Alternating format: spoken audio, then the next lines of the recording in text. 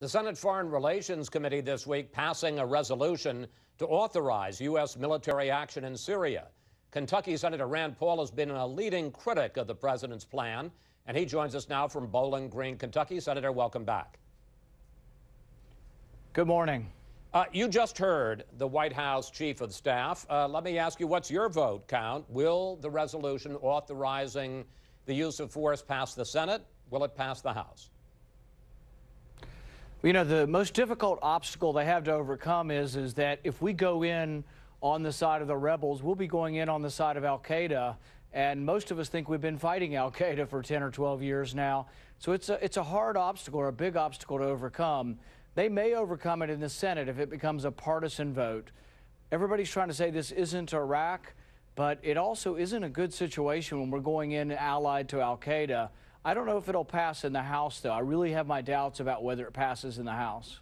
You saw those disturbing videos that the administration is now showing to members of Congress that allegedly show the terrible reaction immediately after this attack.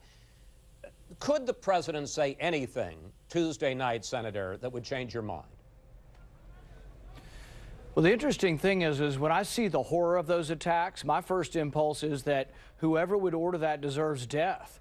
I mean, someone who is a war criminal who would execute citizens and kill innocent people with any kind of weapon deserves death. But the question is, the attack, as I've seen the plan, as I've heard about the plan of the administration, is not to target Assad, not to target regime change, and to really be so surgical and so specific that it doesn't affect the outcome of the war.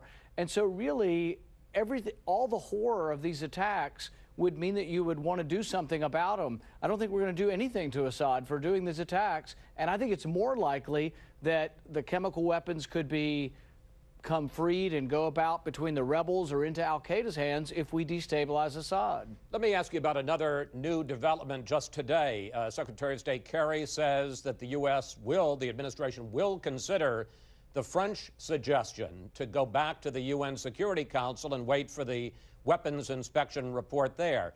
Would that change your mind? Well, I think it's a better route. The thing is at the Security Council, we butt heads with Russia and China all the time. We have to figure out how to get them on our side.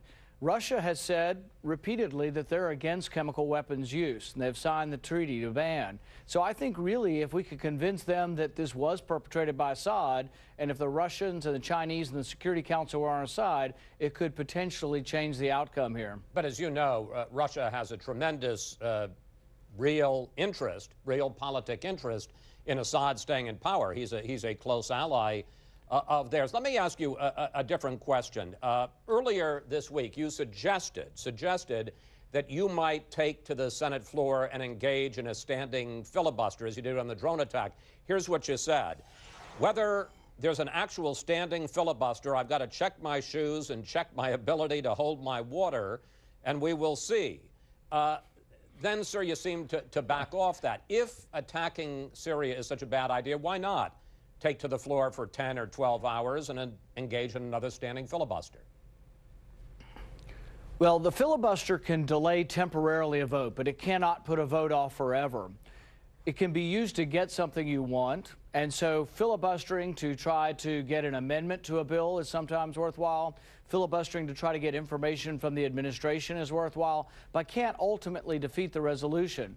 I will insist that there is full debate on this, and I will insist that I get an amendment, and my amendment will say that the vote is binding, that the president cannot, if we vote him down, decide to go to war anyway. That's the way I interpret the Constitution, and I will insist on at least one vote where we try to say, hey guys, this is not political show, this is not constitutional theater, this is a binding vote. Well, let me pick up on that, because you say that if Congress were to reject the resolution authorizing the use of force and that the president went ahead with the attack, you've made it very clear you believe that would be unconstitutional.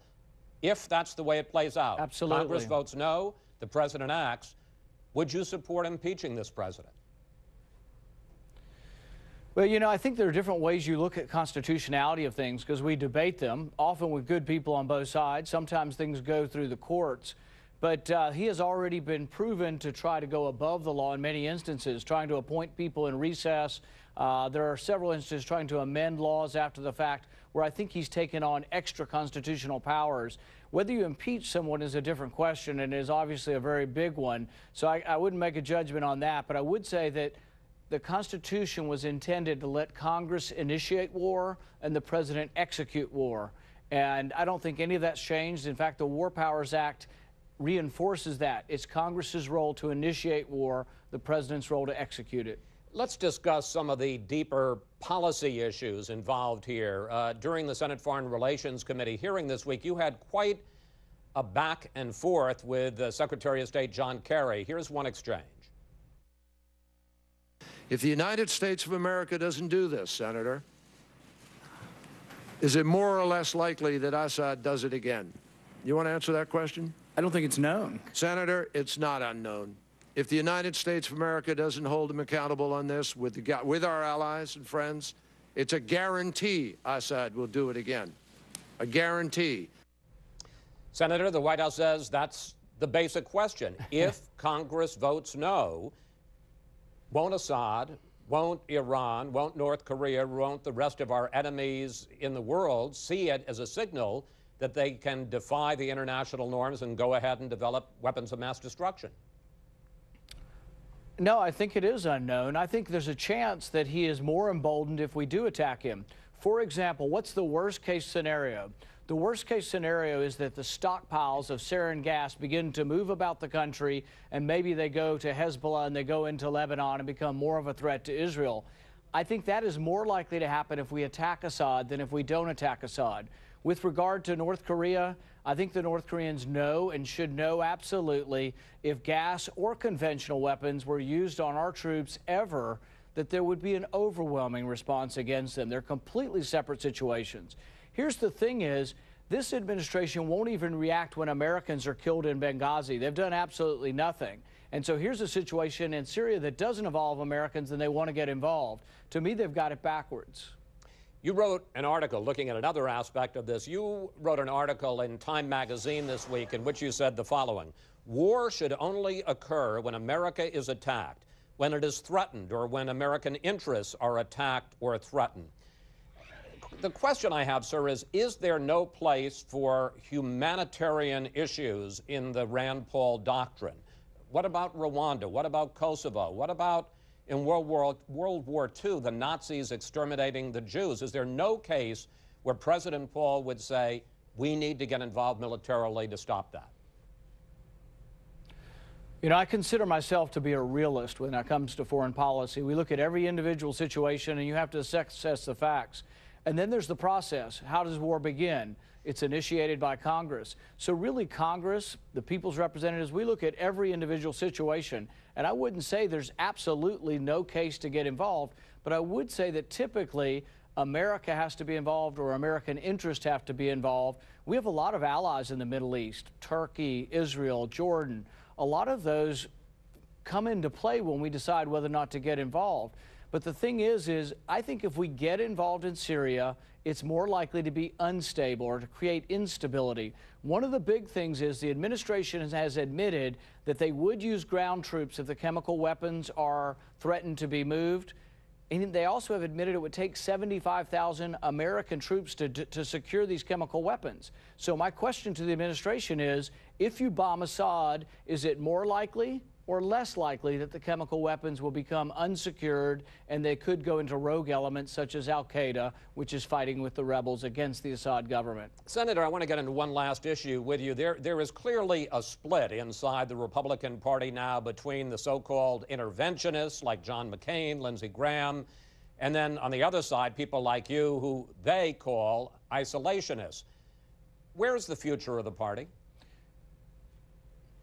You know, I think name-calling isn't the future, and I'm not an isolationist. I do believe in intervening when American interest or national security is threatened.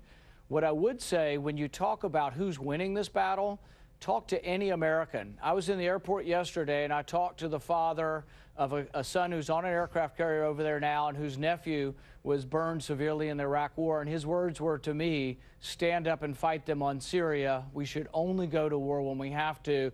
That's what our young people think, too. If you talk to our young soldiers, men and women who are fighting, who have volunteered, they're willing to fight for America, but they want it to be a clear-cut American purpose and that we're going to win. They don't want to fight for stalemate. President Obama wants stalemate. He doesn't want victory, and if you're not going to fight for victory, we should never be involved in a war. Senator Paul, we want to thank you.